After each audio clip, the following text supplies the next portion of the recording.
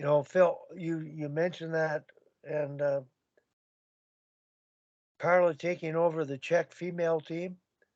There was a critical turning point. They lost to Germany, and she went into the room and she said, "I'm trying to let you discover yourselves and your talents, and I don't believe you trust me." And over the course of the tournament, her whole approach was team building, those kind of questions, getting to know them in an authentic way.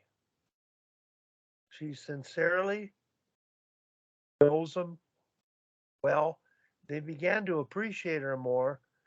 And Sammy, I don't know if you saw the post-game bronze medal celebration, but I put it on Instagram last night, and I called her right after that. But what she went through to win the trust of the girls is an amazing story, because she was dealing with behind the back things that, oh, I couldn't have tolerated. I would have walked in a flash.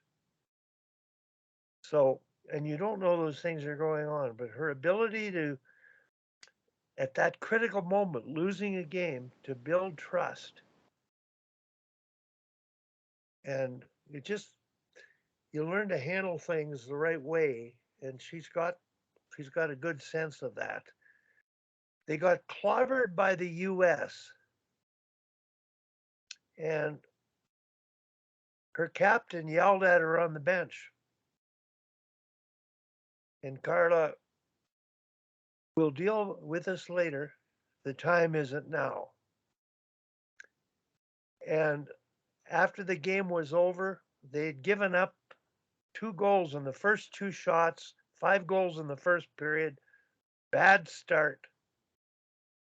And they never really recovered, but it was about the worst defeat you could expect, especially in the Olympics when they had a 2-all tie against them in 2 periods. I wondered what was going on.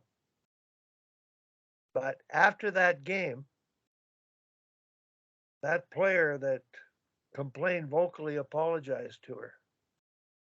She got reminded of the plan and believing in one another and whatnot. And she knew they were ready to win. So that how you interact, how you get to know them, and you might have some really difficult players that, of course, that comes from really difficult parents. They're highly motivated, and they get a sense of themselves that exceeds their abilities and exceeds the importance of a team. And I think that's exactly what you said, Phil, is push the right buttons, ask questions, get to know them. That's how you build trust. But as soon as you renege and allow that player to do what they want, you've lost the object of the game.